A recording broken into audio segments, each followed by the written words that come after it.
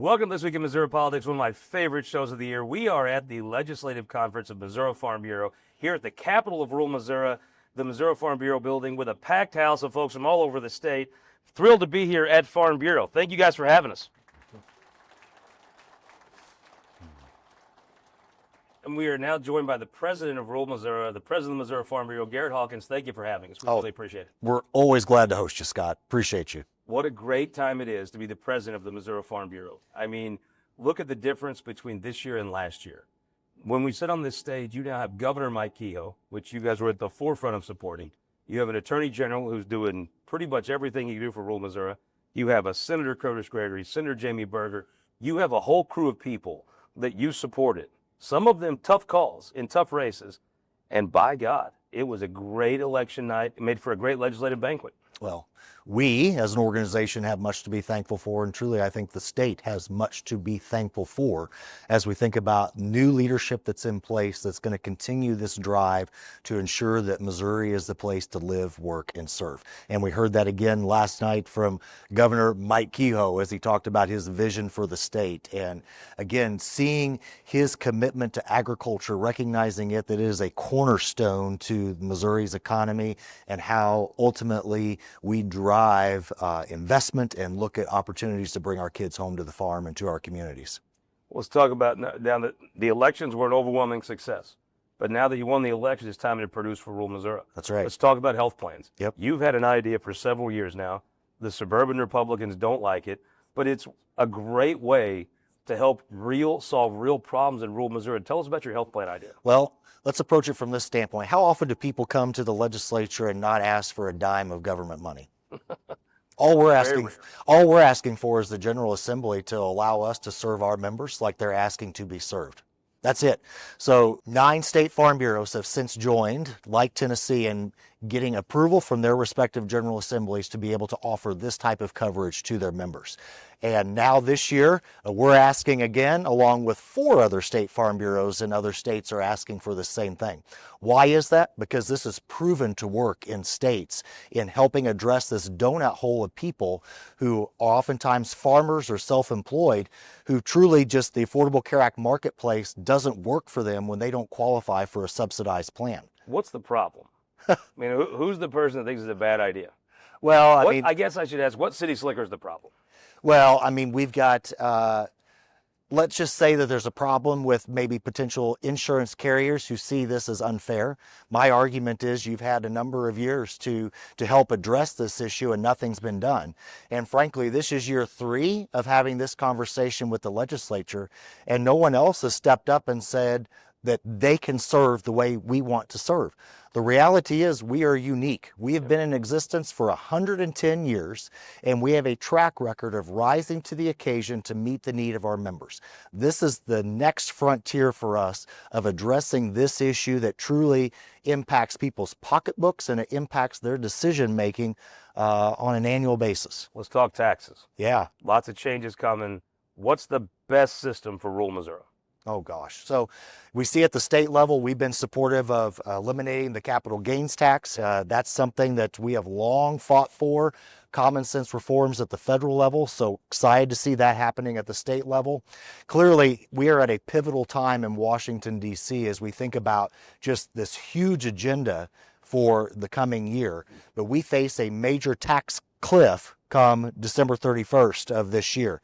I mean, how blessed are we to see one of Missouri's own in Jason Smith as the chair of the Ways and Means Committee who will spearhead the efforts to make sure that we see certainty in the form of extending the Tax Cuts and Jobs Act that President Trump fought for in 2017 and that ultimately Congress enacted. This is a huge year for tax policy. We see that in Jeff City and in Washington, D.C. It is nice to have a delegation like an Eric Schmidt, who I think is on board. You have a Sam Graves who cares. I tell you, I've been very impressed with Bob Onder since he got elected. I think he has made real overtures to try to worry about the western part of his district, which is very agriculture focused. You know, it's pretty cool. Recently, we had American Farm Bureau annual convention in San Antonio, Texas, and I was walking to the convention hall with 2 sweet potato and tobacco farmers from North Carolina. When I told them what state I was from, what do you think they brought up? our two senators. People pay attention to Senators Hawley and Schmidt. Yeah. They're all over the news.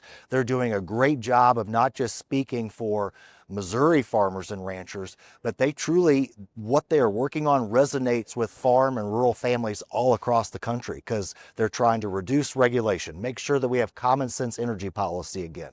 So we are blessed in this state, I think, when it comes to elected leadership at all levels. Let's talk about energy policy. Yeah. Something that matters. I don't care what you farm in this state, energy policy matters. Energy policy matters. Energy policy underpins everything that we do in agriculture as well as the U.S. economy. You know, as folks talk about the opportunities that we have, from the explosion of data centers to the opportunity to reshore critical manufacturing, you can't do it without reliable, affordable baseload. Look no further than California to see what flawed or failed energy policy looks like, where 1 in 4 Californians can't afford their electric bill anymore. Or Illinois, for that matter. Or Illinois. We see electric rates overall up 30%. Why is that? Because we got a mismatch. We're taking reliable base load off faster than we're putting other sources of power generation on.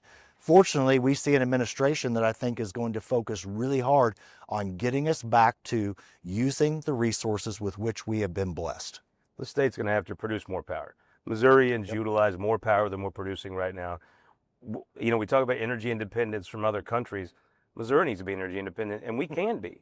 We can be. Get the government out of the way. Like most problems, get the government out of the way so you can sell insurance products in rural Missouri, and you could build energy generation in rural Missouri. The legislature took a step toward that this past week by passing a bill that will make it much easier to build energy generation. I think that really helps rural Missouri in ways we don't always see directly. Well, again, we've got to have reliable, affordable baseload. Think about just at the farm. We've got to have affordable electricity. But when it comes to opportunities that Governor Parson started, that you see Governor Kehoe really trying to foster, we can't attract this economic investment like we really want to see without showing that we have reliable, affordable power. And that's what's critical as the legislature works on this vision. We see even that vision from our DNR director and Kurt Schaefer, and making sure that our state is at a place where people want to do business. Very nice to have a DNR director in Kurt Schaefer that's on the side of the citizens against the government instead of on the side of the government against the citizens. Well, we heard, our members heard from Kurt Schaefer here recently. You know, he talks a lot about compliance assistance. How do we come alongside and help folks comply with laws and regulations? And that is so, so critical. You think about the meat processing plant that'll be coming in this year in East Central Missouri. How did that happen? We took an all-of-government approach from the locals all the way up to Governor Parson to be welcoming, to show that we can work together to attract that investment and make sure that Missouri is the place they want to be. It's a team effort. Economic development truly is a team sport. And DNR can either be on the team or the team's biggest problem. I think with Kurt Schaefer, they're on the team. They're on the team. Let's talk about deregulation. Okay. I mean, I've always felt like you could get rid of at least half of government regulations and no one would miss them for a year or two, right? Perhaps, yes. We certainly tried to cut red tape here in Missouri, and I think there's more of that going on. Clearly, we see a lot of that happening in Washington, D.C. right now, where folks are getting serious about cutting regulation. You know, I should note our own Senator Eric Schmidt is spearheading conversations in the Senate about what the post-Chevron doctrine world looks like after the Supreme Court hearing last year, or the ruling last year. Think about it. For most of our lives, all we've known is an administrative state in which the courts give deference to them in terms of how they administer regulations, which has led to this. It's impossible to talk about how important that Chevron decision was. Oh, it's huge. It really took the boot off the government, off the throat of Americans. It was a really important decision. It's important, but now what's even more important are the next steps. And that's why Senator Schmidt is involved, because all of a sudden now Congress has to do more legislating than they've done in some time. Meaning when they're writing bills, they need more detail, more direction for the agencies. We even see now when it comes to the appropriations process, Scott, Congress has to be more engaged in getting spending bills done on time and relying less on these huge omnibus packages. Let's talk about an issue some folks in rural Missouri have spearheaded. Right now, the trial owner is about to run glyphosate out of production in the United States of America. We will be totally dependent on China because every farm has some element of running glyphosate somewhere. Absolutely. If that goes away, that's a gut punch to rural Missouri and really puts us on our knees in front of China. Well, so I mean, you've got a couple of issues, right? You got Missouri that continues to show that unfortunately it attracts these frivolous lawsuits, right, that are truly frustrating. And in this case, you have agriculture that's being struck to the core with a product that has been much needed and will continue to be much needed as a tool in the toolbox. So the legislation that's moving here in Missouri would reinforce the importance of the federal labeling laws that have been in place. Like, do we really want to be like Europe, where farmers have very few tools as they try to produce food, fiber, and fuel? And can't compete. And can't compete. That's why they have all these trade barriers in place. That's a whole nother story. But from a U.S. regulatory standpoint, we are the envy from having a science-based, common sense approach for how products are studied and ultimately brought to market. And along with that is labeling that is robust. So the bill that's moving here would ensure that the federal labeling law is adhered to. It's really simple. And let's be honest, no one reads them labels anyway. But if the lawyers want to put them in, I went to Senator Bean's agriculture hearing on this bill. And I watched a very skinny lawyer with a man bun try to tell Curtis Gregory how to farm. That's very descriptive, Scott. It was the most bizarre thing I've ever seen.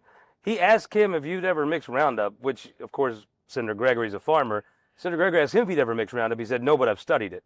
Well, you know, I can tell you, when I was a kid, people could tell you about hauling hay, but until you've actually been out there with the sweat bees tossing hay, you don't know much about hauling hay. I wish sometimes the city people, instead of complaining all the time, would just thank us for dinner and move on. Wouldn't that be nice? Boy. Well, I mean, speaking of that, we do have Celebrate Agriculture, Thank a Farmer Week coming up within Farm Bureau. So, do you think the suburban Republicans will thank a farmer? I've never seen them do it yet. probably Ask you this. Do you think sometimes in rural Missouri we're too nice?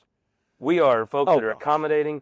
We'll loan you in it. We'll give you the shirt off our back if you ask. Absolutely. We'll invite you in for a cup of coffee.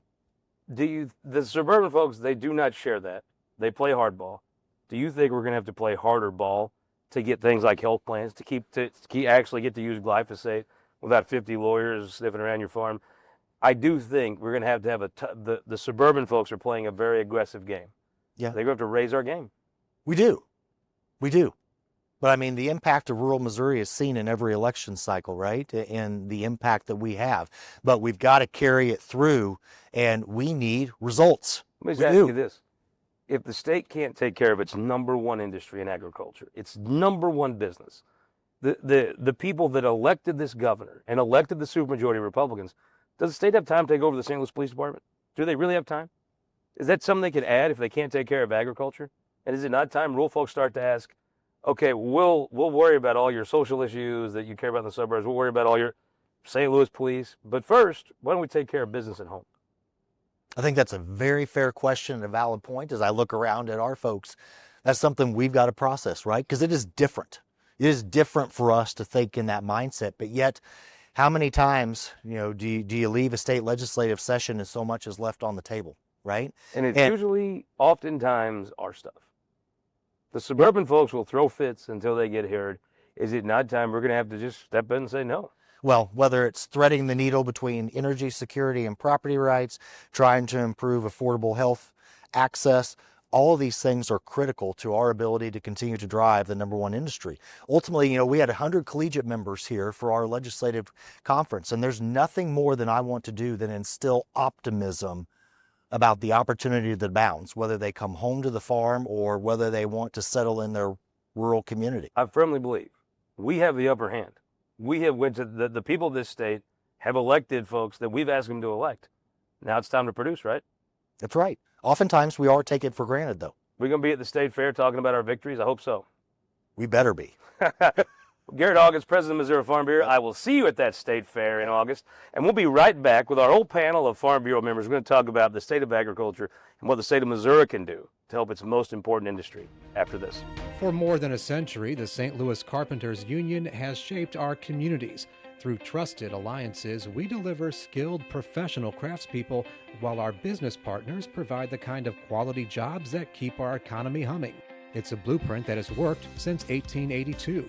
Turning Missouri into a right-to-work state stalls progress, wipes out jobs, and kills momentum. Right to work is wrong for everyone. Let's keep Missouri moving forward. Visit carpdc.org to learn more.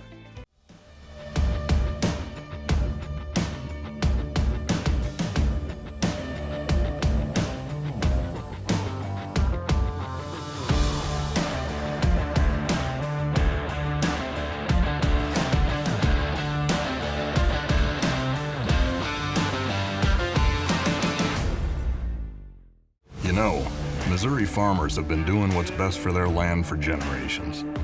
After all, no one knows what it takes to feed and fuel a growing global population better than they do. So why are trial lawyers threatening Missouri farmers' best defense against weeds? Our farmers don't need to be controlled.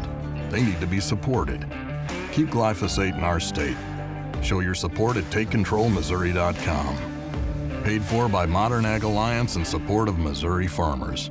Missouri's childcare crisis is hurting our children, families, and even our economy. Currently, 78 Missouri counties are designated as childcare deserts, where the number of kids needing childcare exceeds the number of available options. Today, some Missouri families are spending more on childcare than housing, and Missouri's childcare shortage costs our economy $1.35 billion every year. Missouri families and businesses deserve better. Learn more at mochampionofchildren.com.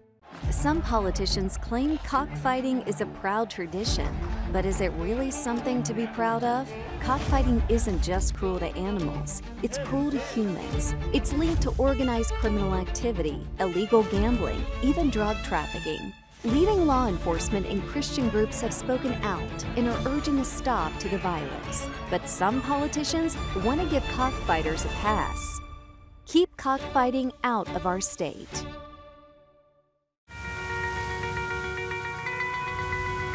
Data captured by our state-of-the-art monitors helps us pinpoint the timing and location of severe weather more accurately and respond to trouble more quickly. Ameren, Missouri's investment in smart technologies like this is one way we're improving reliability and restoring power faster than ever. Responding to trouble before trouble hits. That's energy at work. Ameren, Missouri. Welcome back. This week in Missouri Politics here at the Farm Bureau Legislative Conference at the capital of rural Missouri here at the Farm Bureau headquarters. Thank you again for having us. We have an outstanding panel to discuss all things rural Missouri with. Chris Brundick, tell folks where you're from and what you raise. So I'm from Argyle, Missouri, which is southern Osage County. We raise beef and pork and row crops, and I also own a packing house in Vienna, Missouri. Nice. We have Michelle Cloud from Southwest Missouri. That's right. Tell folks where you're from and what you raise. Together with my husband, Chris, we operate our family's meat processing plant in Carthage, Missouri. We work alongside our three daughters, Kara and her husband, Brett, Caitlin, and Callie. We also raise Simmental cattle and Simmental influence cattle. Okay, we also had a discussion before we went live here about all the things you could fix with duct tape, but what was the one thing your husband couldn't fix with it? A broken heart. Yep, that's right. Yep. Todd Hayes, longtime friend of the show. Remind folks where the farm is and what you raise. Yeah, Scott, my family owns and operates a farrow to finish farm in Monroe City, Northeast Missouri, and also a row crop farm. We've been doing it for over 5 generations. The 6th generation is part of the operation now, where we continue to do the best we can to support all the families and work hard every day. And you're like for Saturday Night Live as Tom Hanks or Alec Baldwin. You're our Alec Baldwin and Tom Hanks that come in. You're so kind to make time for the state fair here, different times throughout the year. We're very grateful for the time you give us, sir. And thanks for the hospitality here today. You're truly welcome. We enjoy doing it. Let's talk property rights, Chris. Let's do. The government thinks what's theirs is theirs and what's yours is theirs. What can folks do to keep the greedy arm of government out of their property? Here at Missouri Farm Bureau, we've been working on property rights for decades, as you know, and I've always been an advocate to protect the farmers and the landowners' property. But one of the things we're working on right now is Senate Bill 199 and House Bill 475. And what these bills would do, this will close a statutory loophole that exists in the wind and the solar industry right now. So let's be clear, Scott, Farm Bureau is not opposed to wind and solar. In fact, we feel that's a property right for all of our members, that if they choose in order to lease their property out to wind and solar, that they should be able to do what they want. Because that's an important distinction. I think sometimes folks in rural Missouri get tagged as being anti doing what you want with your land. But I think the policy here is, you want to have a solar farm, have a solar farm, right? Scott, we wouldn't be doing our job if we didn't protect all landowners' rights. And so if that's what you or your family decides, then, and that's for you, then we're going to support it. What we don't support is that in the statute, there is a loophole right now that would allow, if that person so desired to create that scenario on their farm, that they would have, through something that wasn't quite done properly. That's the reason for this new legislation. It would give them condemnation authority to use eminent domain to procure their neighbor's property in order to use that for wind and solar as well. We at Missouri Farm Bureau are very strong advocates that we think that's wrong, and that we need to get the statutory loophole closed this year, because it hasn't been a problem. We're trying to be proactive. We want to get ahead of this. So we talked with the president of Farm Bureau, Garrett Hawkins, earlier. It is so important when you really start breaking down what rural Missourians need. They need rural broadband, and they've got to have some way to have health insurance. Sure. You can't run a farm if you can't have, I mean, one of the reasons I think people leave the farm is so they can find those benefits. I think we have momentum in our back now to have people start coming home to the farm. Sure. But you got to have a way to see the doctor. Right. So we're seeking legislation that would allow Missouri Farm Bureau to be able to offer an affordable and quality health plan to our members. Simply stated, it's another option. And as we all know, options are good. And helping Missourians is just good policy, especially our farmers who produce our food for our communities. As a small business owner and a farmer, yes, we want to bring our next generation home, and that's a high priority. We want kids back at the farm. So with that being said, we need to offer something because they're seeking employment otherwise, because they either don't have employment benefits, or they just don't buy insurance because traditional insurance is so expensive. Also, with that being said, a lot of people aren't qualifying for the government subsidies in the ACA marketplace. So, you know, this is going to benefit our rural communities. And so essentially, if our rural communities are thriving, Missouri is thriving. It is such an odd thing. The people that are against this, they don't want to offer these plans, but they don't want Farm Bureau to do it either. It is an odd dichotomy. It's like, well, if you're opposed to this, you know, the city folks will offer the plan. They don't want to do that, but they want to stifle Farm Bureau. It is a very St. Louis idea, I think. Well, essentially, we're not taking away any options they currently have. What we would be doing is just providing another way and another avenue.